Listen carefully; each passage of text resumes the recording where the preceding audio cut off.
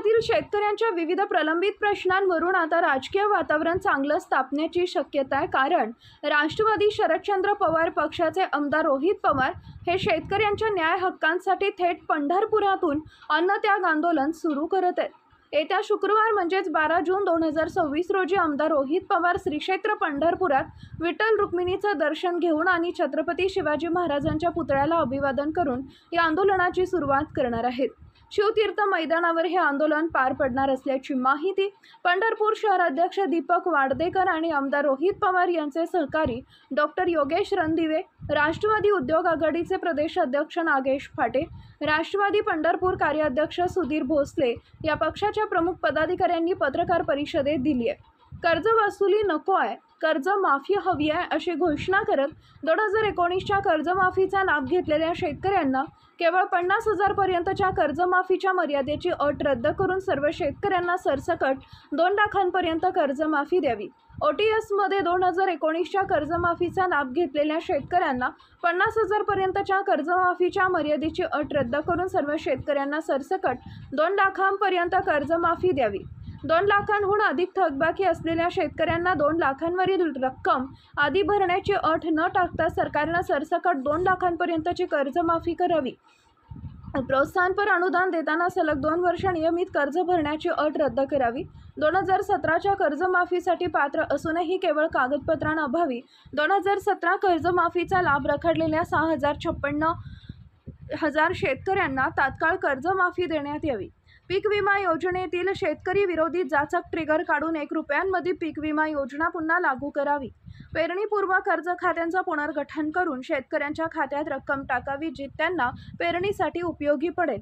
या प्रमुख मागण्या करण्यात आल्या आहेत। आणि पेरणीच्या तोंडावर आमदार रोहित पवारांनी पुकारलेल्या या अन्नत्याग आंदोलनामुळे सरकारवर आता काय दबाव निर्माण होतो आणि प्रशासन काय मागण्यांवर पाऊल उचलतं हे पाहणं महत्त्वाचं ठरेल। सरकारने 2024च्या निवडणुका लढत असताना अनेक फसव्या योजना जाहीर केल्या होत्या। त्यातलीच एक योजना म्हणजे शेतकरी कर्जमुक्ती योजना। ती शेतकरी कर्जमुक्ती योजना आता इलेक्शनला 1-1.5 वर्ष होऊन गेला तरीसुद्धा ती कर्जमुक्ती योजना अंमलात आणली नव्हती। परंतु काही लोकांनी प्रेशर केल्यामुळं, शेतकऱ्यांच्या प्रेशरमुळं, या महागाईमुळं आणि आमदार रोहितदादा पवार यांच्या कायमस्वरूपी पाठपुराव्यामुळे सरकारला ती घोषणा करणं भाग पडलं।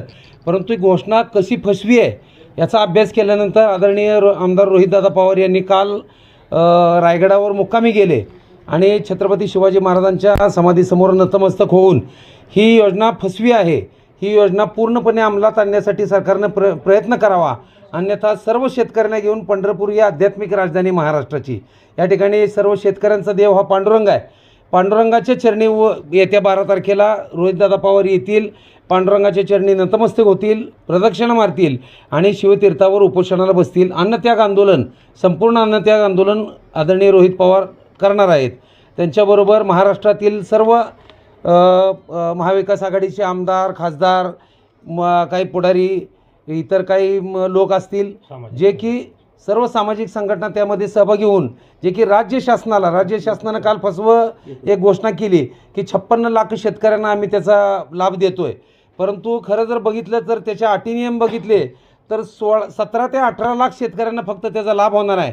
म्हणजे कागदोपत्री तुम्ही 56 लाख शेतकरी दाखवताय आणि प्रत्यक्षात मात्र 17 ते 18 लाख शेतकऱ्यांनाच त्याची कर्जमाफी मिळणार आहे। खरं तर लाडकी बहीण योजना सरकारनं जाहीर केल्यानंतर सरसकट पहिल्यांदा सगळ्यांनी घेतलं होतं, पण आज जर त्याचे निकष लावले तर साधारण 81-82 लाख महिला त्यातनं बाद झालेले आहेत।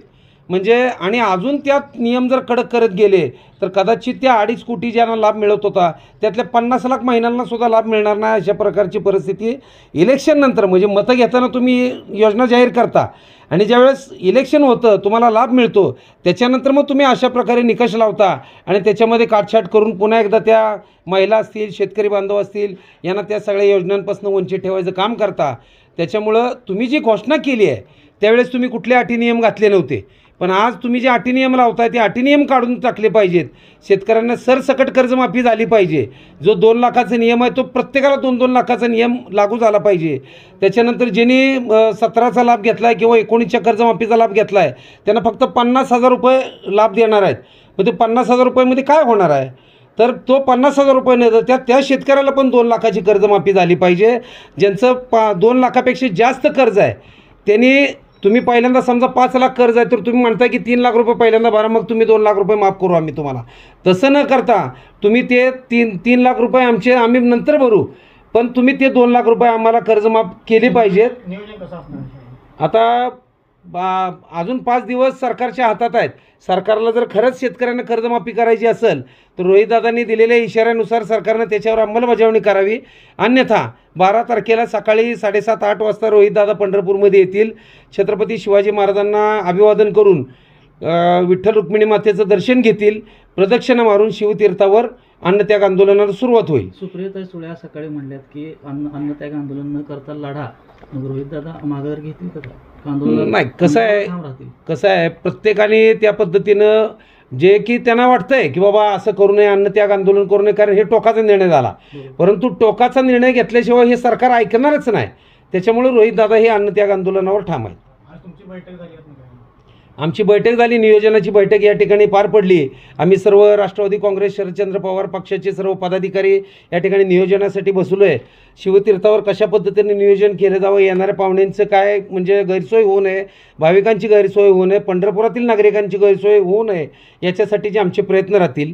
आणि जोपर्यंत ते आंदोलन तिथं चालू राहील तोपर्यंत तिथं सकाळी काकडा आरतीपासून ते रात्री झोपेपर्यंत मग भजन कीर्तन भारूड असे अनेक प्रकारचे म्हणजे जे संतनगरीमध्ये चाललं पाहिजे, जे देवनगरीमध्ये चाललं पाहिजे, अशा प्रकारचे सगळे करमणुकीची साधनं लोकांसाठी. पण उत्साह वाढवण्यासाठी म्हणून शेतकऱ्यांना काही शाहिरी पोवाडे असतील, तर काही तुकाराम गाथेवरचे काही अभंग असतील, काही ज्ञानेश्वर माऊलींच्या ज्ञानेश्वरीवर काय असतील, अशा प्रकारचे विविध उपक्रम त्या ठिकाणी असणार आहेत. रोहितदादा पवार तर असणारच आहेत, पण महाराष्ट्रभरातनं अनेक आमदार खासदार त्या ठिकाणी भेट द्यायला येणार आहेत.